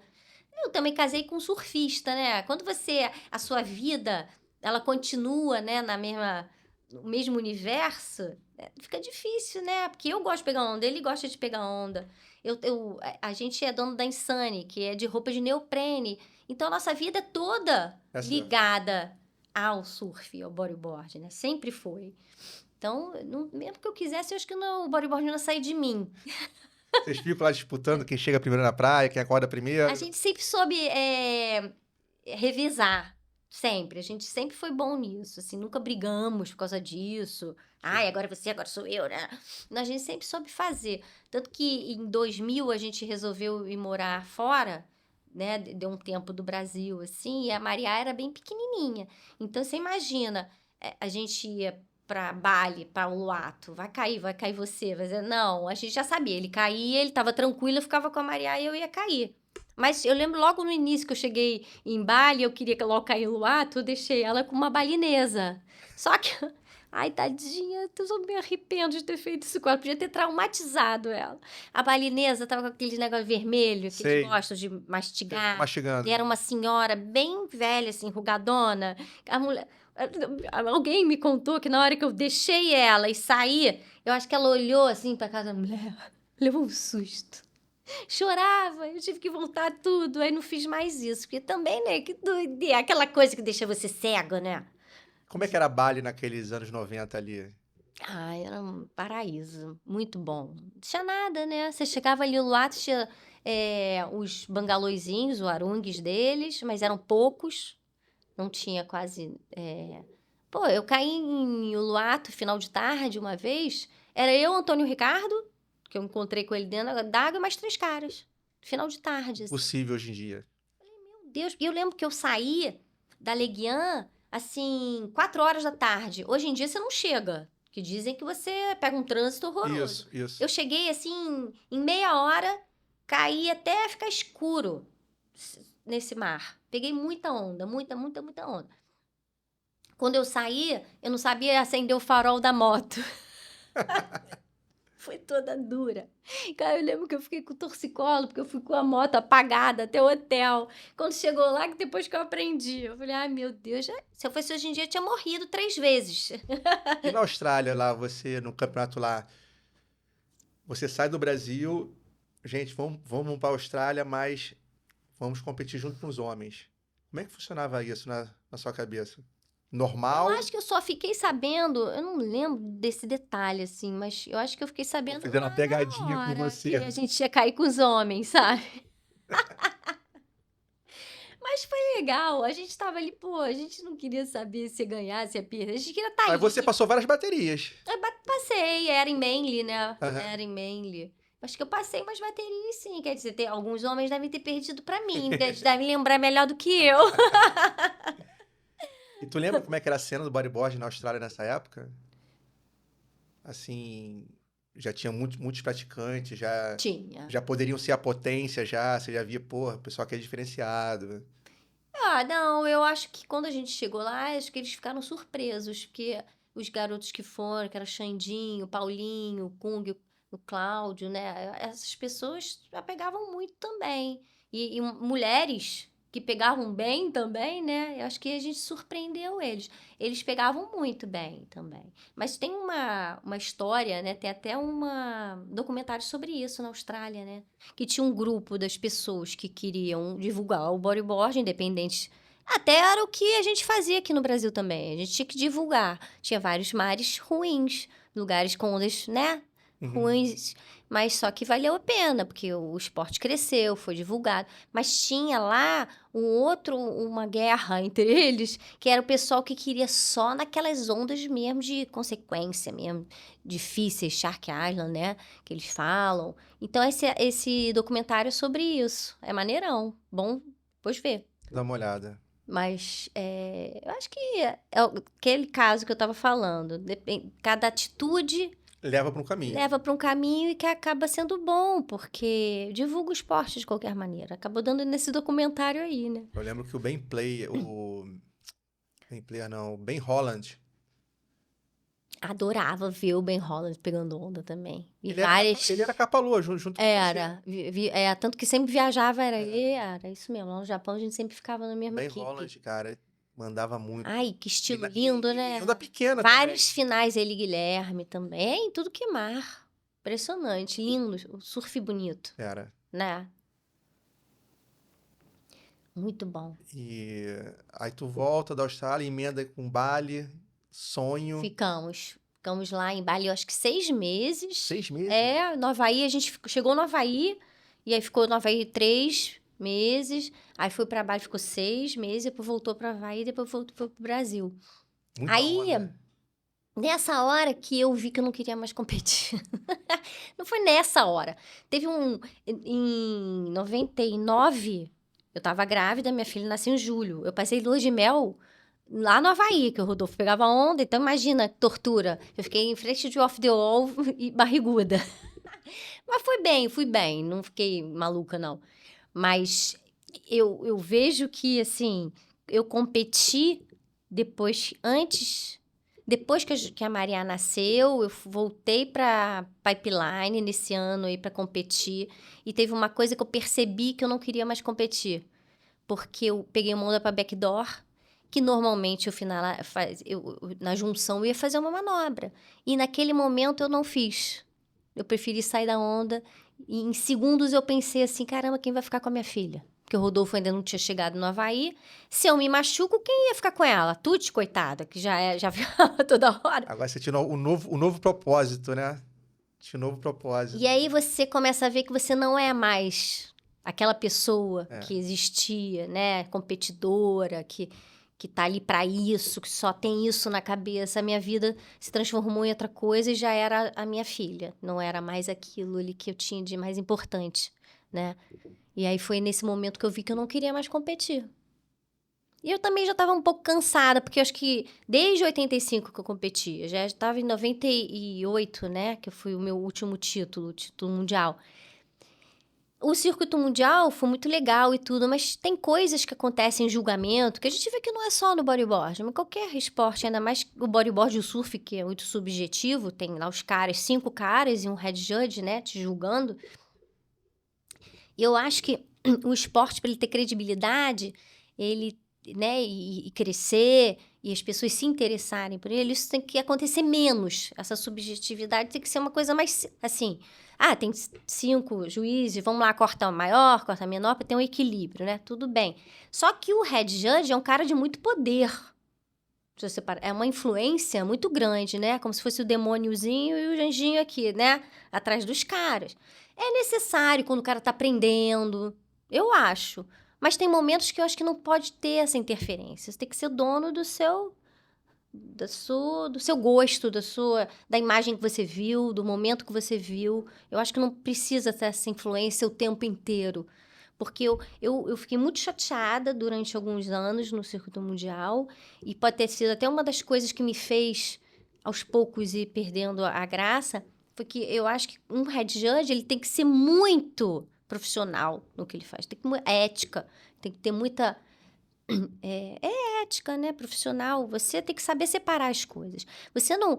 Teve um momento no circuito mundial que o cara que era head judge, ele era empresário, advogado e amigo pessoal de um atleta. Isso não pode acontecer no esporte. Isso aí pode até... deixar dúvidas. Deixa dúvidas. E as dúvidas existiam mesmo. Essa pessoa veio me perguntar uma vez para mim, para algumas atletas, durante uma viagem entre uma etapa e a outra, se a gente se importava com isso. Acho que essa pergunta não deveria nem ter sido feita. Ele mesmo deveria ter pensado, não posso. Ou eu vou ser advogado, empresário, ou eu vou... E técnico, tá? Também. Ou eu vou ser o head judge, né? E nesse momento, ele botou as meninas todas numa situação bem difícil. Eu falei na cara que eu não queria. Não quero, acho que não tem nada a ver, você não devia nem estar perguntando isso. Outras ficaram com medo. Porque mesmo que elas dissessem que não, e ele continuasse ali. Acho que podia ser vítima de alguma coisa. E eu fui muito vítima, porque na real, eu sempre ia na final com um atleta que era agenciada por ele, que ele era técnico, ele era advogado. Então, eu estava sempre... Eu era mais prejudicada, porque eu que chegava lá. E nesse momento, eu me senti prejudicada várias vezes. Muitas vezes. E hoje em dia passou e tudo, mas influenciou na minha vida também. E eu vejo que o esporte... Você pode acabar com a vida de um atleta. De um atleta e com a seriedade do esporte. Das pessoas olharem aquilo e falarem, realmente... Eu lembro que nessa época tinha até bônus do patrocinador pelo seu resultado. Isso, claro. E aí coisas, né? E aí aquele bônus que você estava esperando... Também, né? Não vinha, porque você ficou em segundo, em terceiro. Bônus, você disputando o ranking de circuito... Isso. E a sua conta lá, que você estava já... pensando nesse bônus, você não ia pagar, e aí já vai... E aí você pode ser campeão mundial, deixa de ser, porque aquele head judge, na hora ali, deu uma influenciada muito maior do que deveria ter dado. Porque a gente sabe que os juízes, eles também são escolhidos. De acordo com o gosto do head judge. A gente sabe que isso acontece, né? Todos os esportes. Você vê essas polêmicas todas no surf... né? E as pessoas começam a desanimar de ver aquele esporte. Normalmente é o head que organiza os juízes. Ele fala, escolhe. Eu quero trabalhar com esses juízes. Se você não tem uma... o que ele diz é o que é o parâmetro, né? Sim. Se você não entra nesse parâmetro do head judge, você tá fora, porque você não tá... O problema é quando o parâmetro muda. Por exemplo, existe o parâmetro assim. Ele fala assim, nota baixa. Aí... tem naquela margem ali de nota baixa. E se o cara não achou que era baixa? Só que agora começa a falar assim, baixo alto. Entendi. Por isso que tem essa discrepância, né? Às vezes. Ele não fala só baixo. A onda era... Ele não fala só regular. Entendi. Ele fala regular alto ou regular baixo. Ele te dá opção. Só que é muito diferente. Então, cada vez menos ele tá dando opção. Ele fala assim, regular alto, regular baixo. Uhum. Entendi. Ele botou minha... bom alto, bom baixo. Aí, tipo, 8,5 ou 8. Ele já pressiona. Mas eu vi muito julgamento agora do Circuito Mundial de Surf. é uma onda ótima, né? E uma onda regular. Eu nem vejo mais de surf. É isso que eu tô te falando, porque o julgamento... Eu não vejo mais WSL. É como se tivesse um interesse por trás. Eu acho que... Eu não vejo WSL há uns 3 anos. Antes da pandemia eu não via mais. Desanimadas. Eu não vejo mais UFC. Eu não vejo mais... Porque todos esses... MMA, eu não vejo mais MMA. Também existia isso. Não vejo surf. Vejo bodyboard, vejo skate. Vejo luta, vejo jiu-jitsu, mas... Quando bota na mão de juiz, assim, eu não gosto muito de ver, não. Eu não sei se deveria ter uma mudança nesse tipo de julgamento, sabe? Que tem os juízes, que cortam uma nota. O problema é quando você pega, assim... Tem head judge. Quando você pega o campeão do bodyboard e bota ele pra fazer um free surf no meio da galera. E ele some. Esse aí não é o campeão? Esse aí não é o campeão? Esse cara ganhou o campeonato semana passada? Pô, o cara não sabe nem surfar só surfa pra um lado, só surfa pra esquerda ou pra direita. Tem que tomar... eu não sei qual seria a solução para esse tipo de julgamento, né? A gente fala, reclama e tudo, mas tem que dar uma solução também. Mas eu acho que pode existir uma conversa sobre isso, porque as pessoas não estão satisfeitas com o que estão vendo. Eu acho que tem que ter mais juízes. Uns 7, eu acho 9. que eu precisava de um head judge. Não sei se é isso, sabe? Eu acho que os juízes veem um pouco mais para a cabeça deles. Também, pode ser. Né? Ou o cara pode até falar, mas o juiz, a nota dele é a nota dele. Porque tem juiz que às vezes muda porque tem uma pressão também, né? Não, por isso está acontecendo isso hoje em dia. Por isso que hoje em dia ele não fala mais só ali a casa onde vai ser, onde a onda foi surfada, se foi baixo, médio, regular, alto. Ele dá uma ênfase a mais, induzindo o juiz a dar aquela nota. Entendi. Difícil. Mas tá meio. Mas o head toda hora muda. Aí você até me fez lembrar uma coisa. Toda hora muda head. Tem head de um campeonato que tem um circuito que é um head, outro circuito que é outro. Tem alguns heads bons hoje em dia no Brasil.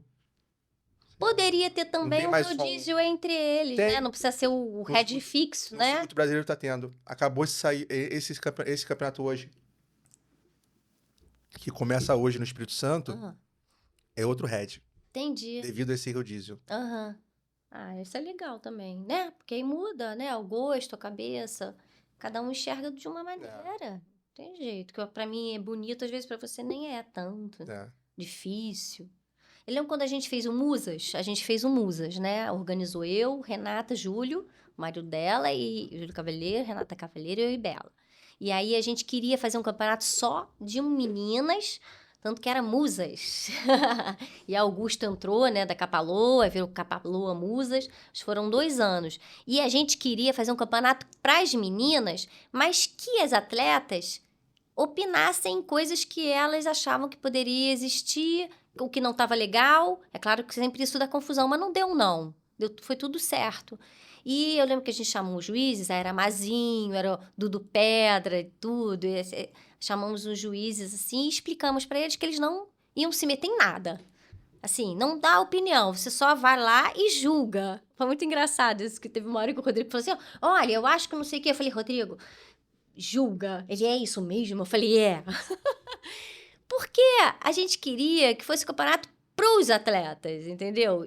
Quem compete não tem nada a ver com o juiz, assim, porque na minha época de circuito brasileiro, o diretor técnico era o head judge.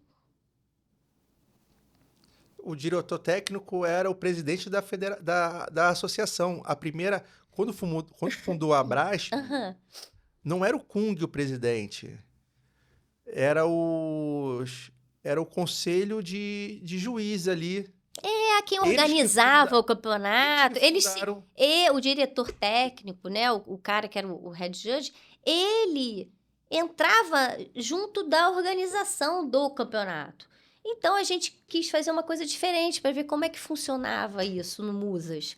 E foi muito legal, porque o organizador é quem organizava mesmo, era de acordo com o que a gente ia fazendo, com que as conversas com as atletas, e os juízes estavam livres para ficar ali só julgando, que é até melhor para eles também, né? Você não se preocupar com esse outro lado, né? De se envolver numa polêmica com o atleta. Não, olha só. Você tava lá na praia lá em 89, quando... Que a gente parou o campeonato da Bahia? Isso. A gente parou, porque teve um negócio da premiação, né? Que foram fazer uma votação, se queriam continuar a mesma presidência, que elegeram o Kung. Ah, não, esse eu não lembro disso, mas eu lembro de um campeonato da Bahia que eu acho que foi liberado mais dinheiro pro campeonato e aí não botaram na premiação, botaram para pagar os juízes. E aí a gente parou o campeonato. Foi alguma coisa Conta assim. aí, conta aí. Eu não lembro, assim, dos detalhes, então não vou. Mas eu acho que foi mais ou menos Polêmica isso. existe desde sempre.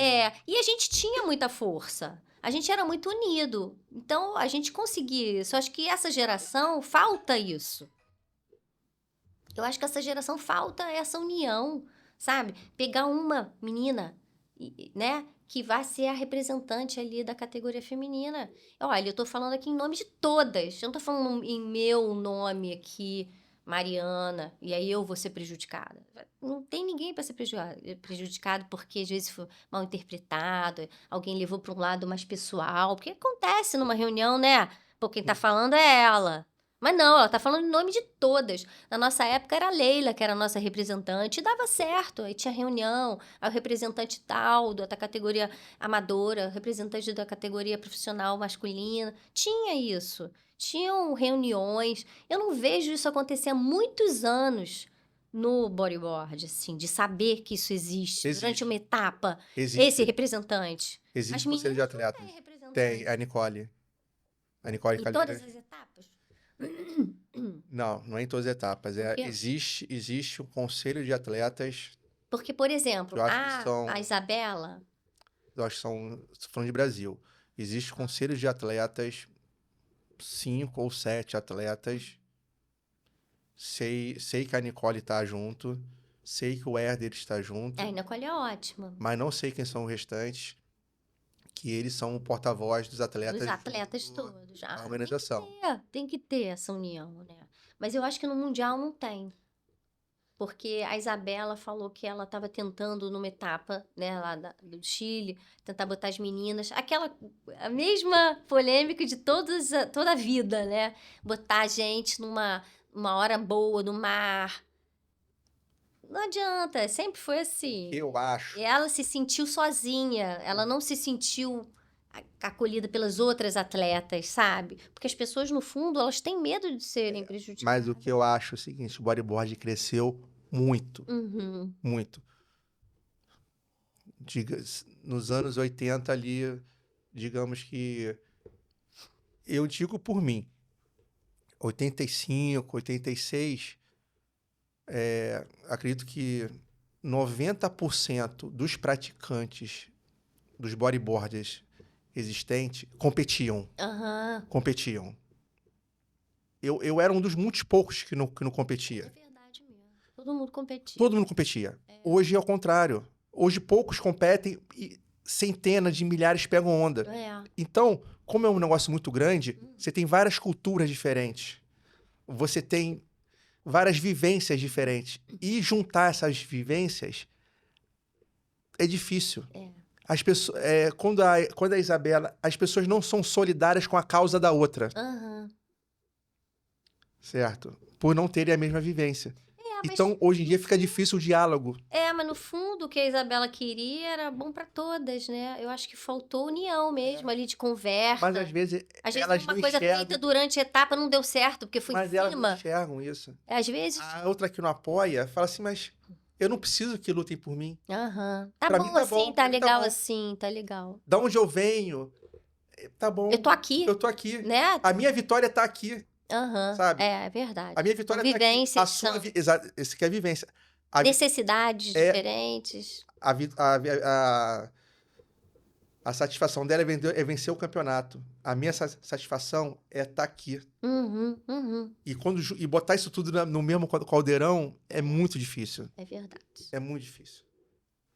Certo? É igual o campeonato da Animara lá. Tem parte que ama a onda e tem parte que não gosta da onda. É verdade. Nunca vai satisfazer, deixa todo mundo satisfeito. Isso aí é mundo. É mundo. O mundo é assim. É difícil isso. É difícil mesmo. E quando o pessoal pergunta, Por que tu não volta a competir de verdade? Deus me livre. Eu sei, ó. Não. Eu falo pra todo mundo, tá? Se você fizesse termo de performance de onda, você, sei lá, top 3 da história. Uns botam você como primeira. Você, Neymara, Isabela Souza. Toda hora me fala. Mas eu acho que se você fizesse uma preparação física hoje... Não dá, gente. 51 anos é muita coisa. Você ia lutar. Não, mas ia lutar por título. Você não ia só competir. Uhum. Você ia lutar por título. Mas sabe o que eu acho disso, diferente? Quando eu tinha ali até os 30, até 30 ali, né? Que 30 é muito novo. Hoje em dia, então, 30, né? 35 anos, a pessoa tá nova. Você tem outra disposição. Só chegando nos 50 que eu tô, que você vê o quanto você perde. Só que quando você faz a preparação física, mas só que não é só isso. É uma coisa muito mais lá de dentro. Sim, a alimentação, não, é a rotina. A vontade. A vontade de fazer preparação física, a vontade da dieta. Disso tudo, e a vontade no mar. Tô falando assim, a vontade de ganhar, a motivação. É outra coisa. A cabeça. Eu me transformei, eu sou outra pessoa. Pede pra campeão. Sou mais aquela pessoa, entendeu? Aquela pessoa, ela vivia pra isso. Eu vivia pra competir, eu vivia porque eu queria ganhar, era a minha vida. Agora a minha vida é outra, eu tenho outras preocupações, eu tenho minhas filhas, eu tenho meu marido, eu tenho minha casa, eu adoro estar em casa, eu gosto. Eu vou pedir pra campeã fazer um fisufre do seu lado lá. Eu adoro ficar em casa. E uma outra coisa, o nosso corpo ele vai sofrendo, né? E eu sinto, assim, que eu vou encontrar uma onda, por exemplo, vou pegar uma onda lá, pipeline. Vou dar um rolão pra backdoor que não dava antigamente, que a gente tinha que dar, porque tava ali no campeonato, tem que dar. Se eu não der, outra vai dar. Que eu ficava uma semana, às vezes, com dor no pescoço. Eu quebrei a quinta cervical numa onda de 0,5 metro. Você acha que eu vou dar um rolão pra backdoor? 2 metros de onda? Não vou. Não vou, porque a sua vivência, tudo que você viveu, você vai guardando. E aquilo vai entrando na sua alma, né? Você se transforma naquilo que você viveu. E essas coisas contam muito. A onda era pequenininha, eu quebrei minha quinta cervical, caí de cara no chão, fiquei com isso aqui desse tamanho. Quebrei nariz, cortei aqui. Foi sofrido, sabe? Ter que entrar numa ressonância, 40 minutos dentro da ressonância, poder me respirar direito, que o nariz estava... Então, você vai guardando sem querer isso. Então, eu não me vejo com a mesma disposição da Sari O'Hara, entendeu? Eu não me vejo com a mesma disposição que a Isabela, que é 20 anos mais nova do que eu. Não me vejo na mesma disposição até mesmo da Neymara, que vive para isso. Neymara é uma coisa, é um espetáculo, entendeu? Porque ela conseguiu, assim, o bodyboard faz parte da vida dela, faz parte da minha, mas a dela é totalmente diferente. Eu resolvi, quando eu parei, ser mãe. Eu queria ser mãe só. Não queria mais ser bodyboarder para competir. Sempre peguei onda até o último dia, até ter neném. Depois eu voltei logo a pegar onda, nunca parei de pegar onda.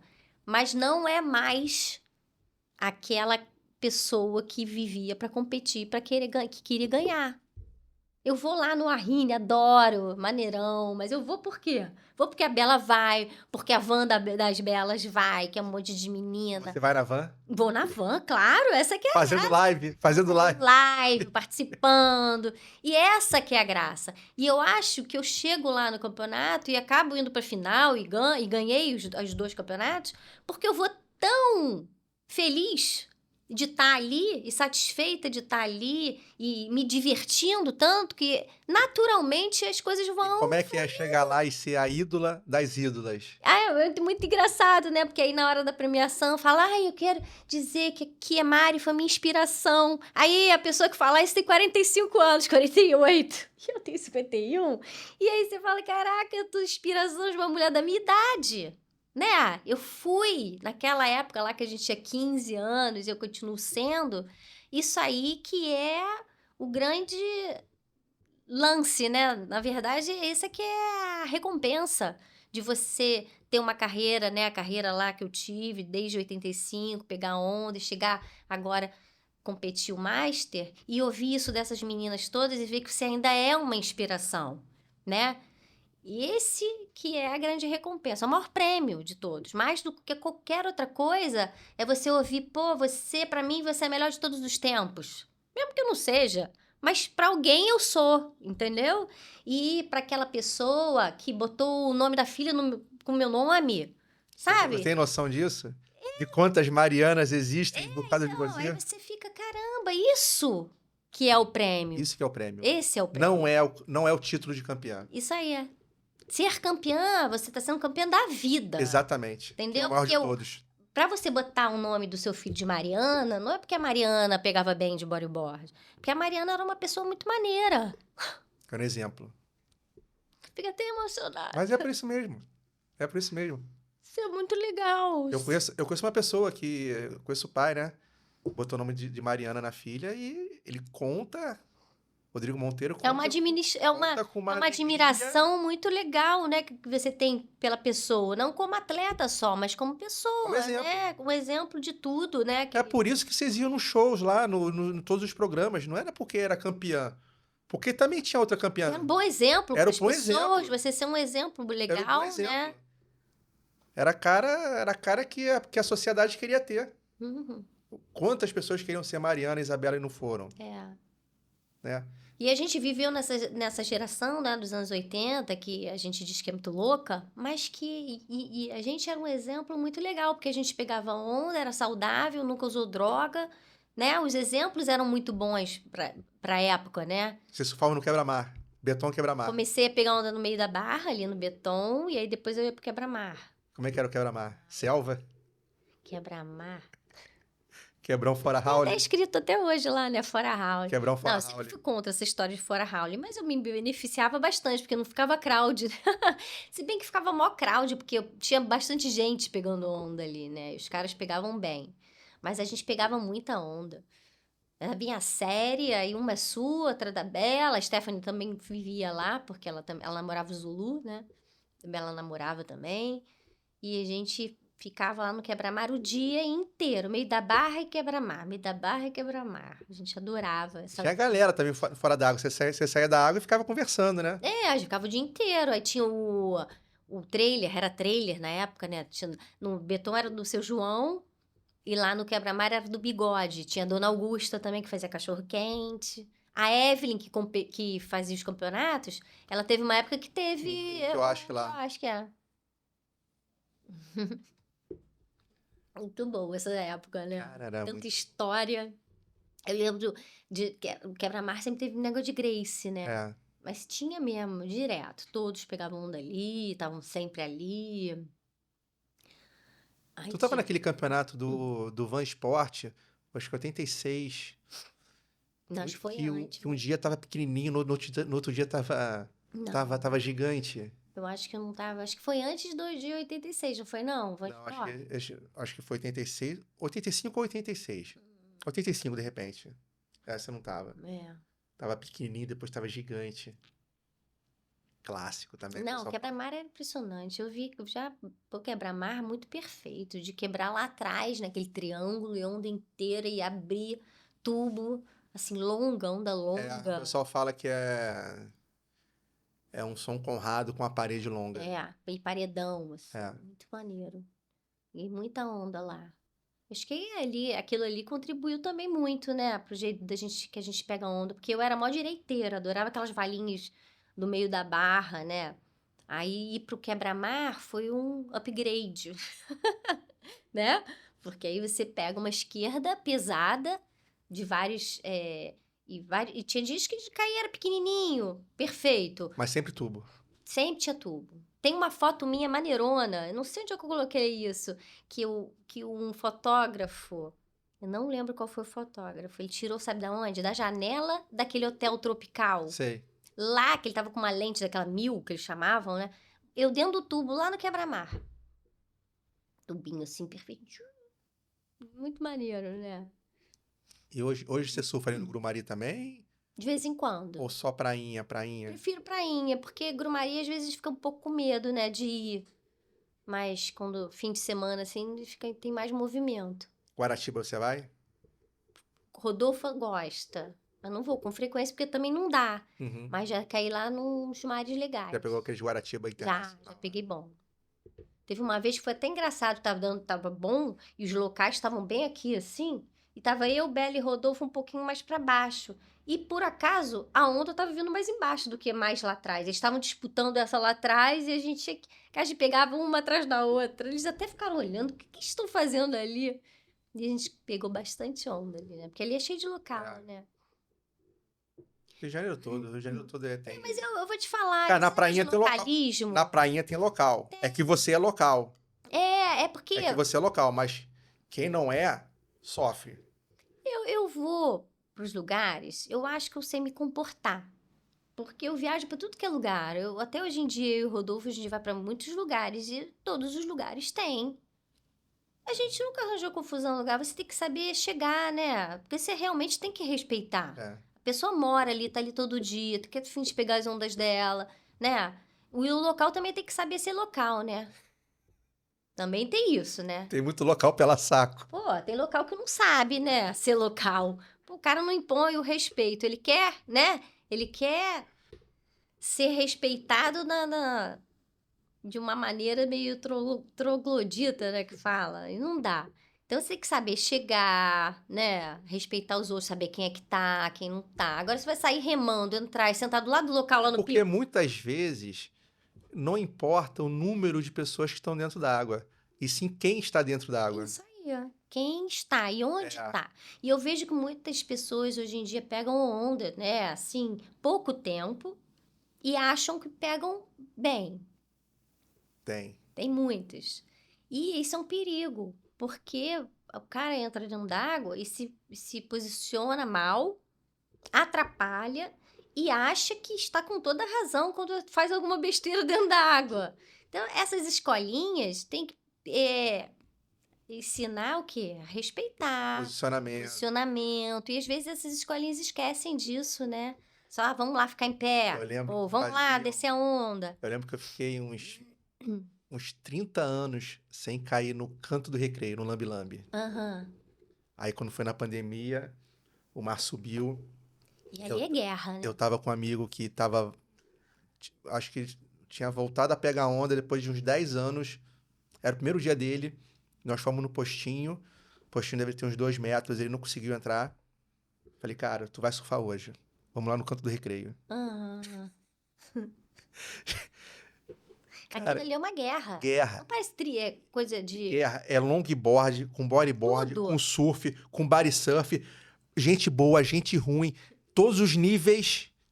Tudo. Todos os níveis de surf. Ali ainda é pior que a macumba, porque a macumba também é assim. Cara, só que eu chamo de as faixas. Uma maluquice. Perigosíssimo. A macumba sempre acontece também umas coisas estranhas, porque se você entrar pelo cantinho, aí tem aqui as escolinhas. Sim. Aí o nível vai melhorando, porque vai ficando mais difícil e o mar vai ficando maior, né? Eu chamo aqui faixa preta, que tem faixa roxa, azul, a branca e a pregolândia. Cara, eu fiquei maluco, eu fiquei com medo. O canto do recreio não tem, é tudo assim, ó. É tudo uma mistura mesmo. Cara, pega uma pra você dizer que pega um monte, vamos sair daqui. Muito perigoso. Tá muito perigoso. Sempre tem um acidente por ali. Eu não caio ali, não. A Bela cai porque tem a escolinha e aí elas estão sempre ali, porque se o mar sobe, tem essa opção, né? Uhum. A macumba, o cantinho. O recreio é bom por isso. Né? Então, e isso vem com o crescimento do esporte. Porque não a maioria, mas muita gente começa porque começou em escolinha, né? Sim. Então, eu acho que essas escolinhas tinham que dar essa noção para as pessoas, porque é até questão de segurança, né? Você dropar, tem uma pessoa na sua frente, você vai? Outro dia eu vi uma cena muito engraçada, era o Tico descendo a onda, era uma direita, e o cara resolveu dropar junto com ele, só que o cara resolveu ir para a esquerda. Só que a esquerda não existia.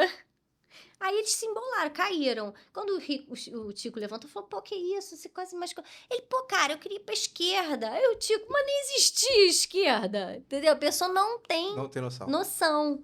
Então, rema e não entra. Aí não fala, vai, né? Para o outro aproveitar. Porque não tem uma calma, não é serenidade. A pessoa tá tão concentrada, né? De conseguir, que aí esquece desse lado, né? Tu lembra que quando você tinha passeio de prancha, tu lembra? Tu ia na fábrica, pegava prancha. Eu lembro da BZ, que era lá em Campo Grande, lá perto da... Tu lembra do cara fazendo a tua prancha, falando, Lembro. essa é minha, Era o nossa. Rogério até, né, que hoje em dia conserta as pranchas, e tem as pranchas dele. Aí tu dava o seu Tinha o pitaco. Camilo, que era o Camilo é que fazia as máquinas todas, né? Fez as máquinas para acabamento das pranchas, porque a BZ mesmo, antigamente, lá fora, você via a BZ, ela não tinha acabamento, né? Ela tinha uma entradinha. Eu já falei com o Jean, falei, enquanto as pranchas eram de Etafon, a BZ Brasil era melhor que a BZ americana. Era. Pô, durava muito tempo, porque não tinha como entrar água ali. Era um acabamento perfeito. E aquilo tudo foi inventado ali por eles, né? Aquele secadorzinho com a luva, né? Aquela maquininha que entrava assim, que colocava. O Jean conta que ele pegou o Camilo, levou na fábrica americana, aí apresentou o Camilo, aí o pessoal ensinou, entre aspas, o Camilo a shapear. Aí o Camilo fala assim, Jean, desse jeito aí eu tô fora. Vamos lá que eu vou fazer meu maquinário. Ele fez mesmo. Esse jeito aí não dá produção, não. Vou fazer uma prancha por dia. Aí lembro também da época do Kung, que era Speedo, a gente fazia as pranchas, né? Você em São Paulo, na fábrica? Eu lembro assim... a gente não. A sua prancha era mais fina. A sua prancha era menor. Era menor e mais fina. Era. Pra pegar. E lembra que tinha uma época que tinha um negócio que era duro, igual um balde? A borda dura. Aquilo arrancava um pedaço da minha perna, às vezes. Era a borda Diamond deles. Era dura. Era isso mesmo. Mas era boa a prancha, né? E era menorzinha, porque as minhas pranchas todas eram grandes pra mim. Depois é que eu consegui... Quando eu ganhei uma Mat 6 de um namorado, que ele foi até a Galeria River e comprou essa Mat 6 de aniversário pra mim. Eu dormi com a prancha. Porque eu olhei a prancha e falei, ai, uma prancha do meu tamanho. Você que dorme com a prancha. Tá vendo? Não começou hoje. Isso já vem ao longo da vida. Muitas pessoas dormem com a prancha. Agora eu não durmo mais com prancha, agora eu durmo com cachorro. Ai, marido. Eu adotei um cachorro que ele chegou lá em casa aí, botei ele pra dormir com os outros cachorros, a cozinha fica aberta pra eles porem ele pro jardim, né? O cachorro chorou 2 semanas, eu desisti. Falei, não, chega. O cachorro ficou correndo, pulou na cama, agora é da cama, tá dono da cama. Como era aí na fábrica? Era tudo... Lá... Era um mundo de sonhos, né, cara? Você ter a própria prancha. E pior que a gente ia lá e fazia uma prancha, outra. Eu saí com 5 pranchas, saí com 4 pranchas. Era prancha pra caramba, não tinha zurice, não. E é na época do Kung e da Speedo, que eu lembro deles desenhando assim, fazendo as pranchas no papelão pra tirar o shape. Era tão engraçado. Eu nem me atrevi porque eu não levava jeito pra isso, não. Eu falava como eu queria, só. Eu gostava de uma rabeta bem cavadona, assim, pontuda. Que engraçado. Pintail. E teve a Boogie Board também, que era um cara que fazia, tinha uma fábrica, que o rico tomava conta ali, né, da fábrica. Mas ela era bem mole, era meio esquisita. Eu pegava onda com ela e fazia milagre. Porque a Bela... Aí tu pegava várias pranchas por ano dessa daí, né? Da Boogie Board, todas elas. Bastante prancha. Aí vendia... O pessoal ia lá no Riviera comprar. O nosso dono aqui do estúdio já foi muito na sua casa. Às vezes alguém encontra alguém... Mariana, você sabia que eu fui lá na sua casa no Riviera comprar uma prancha? Ai, essa época era muito boa. Não, e o cara falava assim, comprei mais barato com a Mariana. Com a Mariana. O prêmio era comprar mais barato com a Mariana. Ai, meu Deus. Ela falou que essa aqui é perfeita pra mim. Eu sei que o Augusto, hoje em dia, ainda me dá pé de pato. E o Jean falou pra mim que o meu patrocínio era vitalício, que ele falou. Ah, isso é vitalício, então tá bem, hein? Não pode parar de fazer prancha. Eu uso Gênesis hoje em dia como modelo da Neymara, né? Adoro. E aí, de vez em quando, acho que a minha prancha já tem uns 2, 3 anos, já tá na hora de trocar, hein? Aí, de vez em quando, mas ela é boa. Você viu que é levinha, né? Vi que é levinha. Tá levinha. E eu gosto que ela fica com esse encaixadinho aqui, ó. Ai, eu adoro. Fica assim. Né, Vão? Cara, Caixa cotovelo. era muito bom, era muito bom. As festas, poxa, a gente ia nas festas, festa de campeonato. Eu lembro uma vez no Circuito Brasileiro que a gente ficou hospedado, muita gente ficou, era Ferrareto o nome do hotel, lá em Guarujá. E aí todo mundo nesse hotel, né?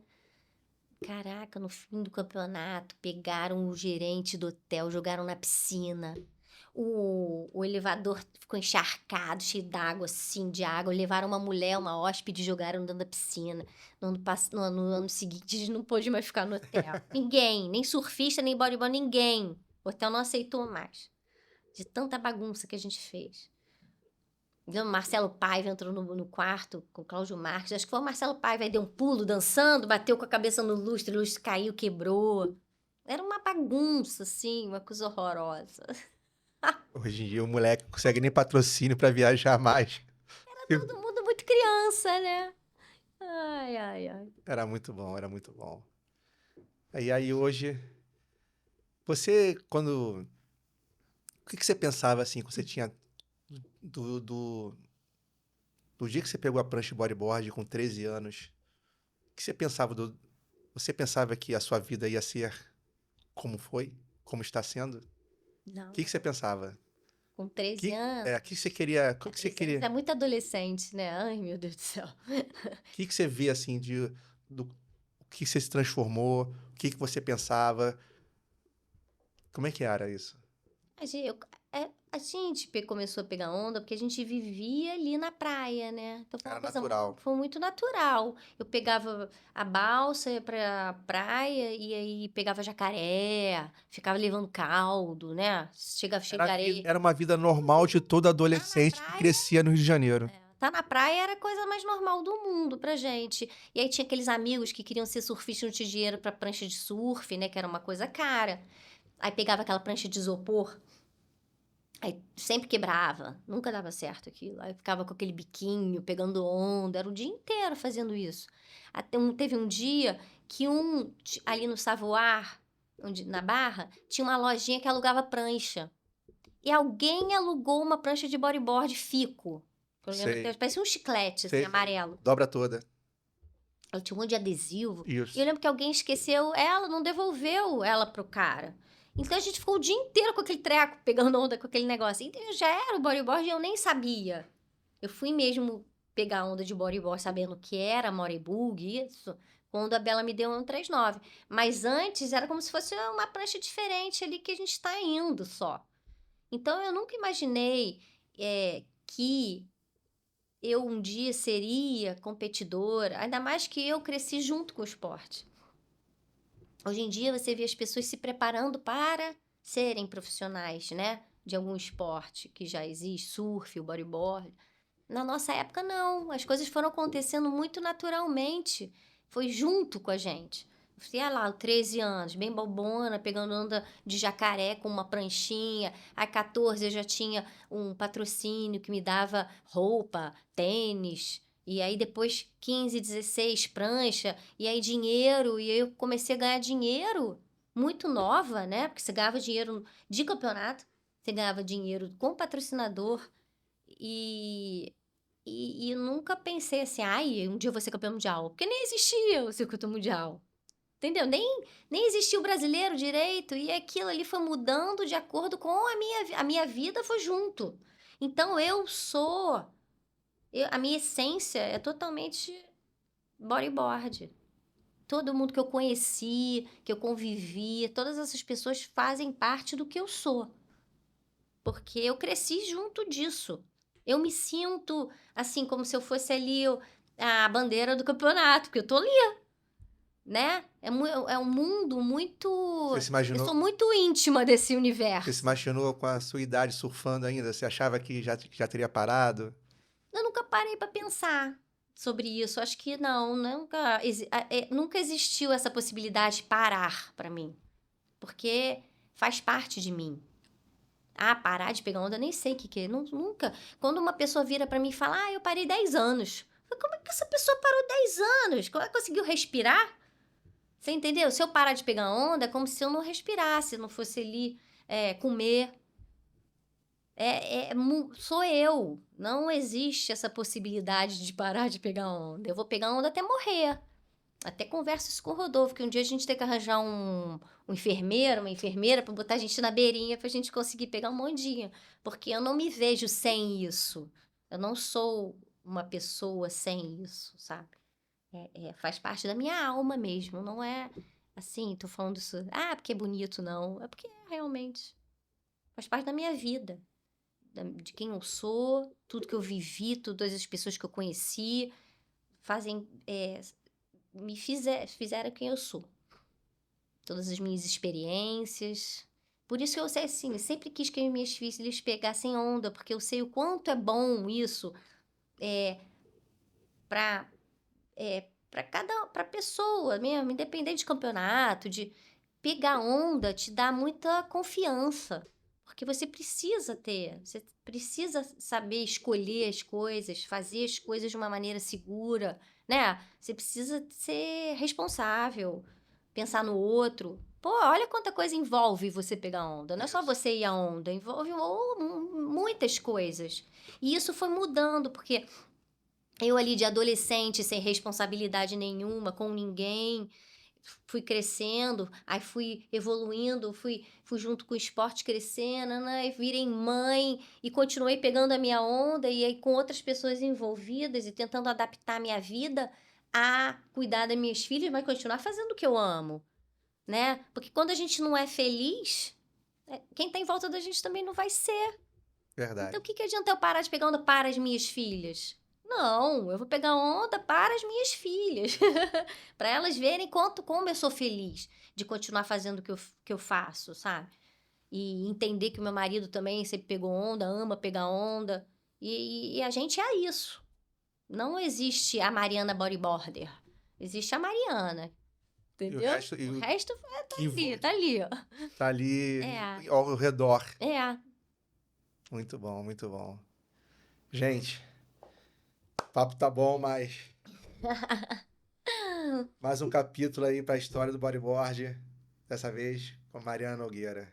Vou te falar, difícil manter o foco, porque é tanta história, né? Aí depois a gente começa a lembrar de várias outras, mas foi muito bom estar aqui com você. Te tirar do recreio. Me tirar do recreio, foi uma viagem, mas vale muito a pena, tá? Caramba, cara. Todo mundo continue aí pegando onda, não fiquem sem pegar onda, porque isso foi muito bem. Precisamos de outro episódio com você. Tá bom.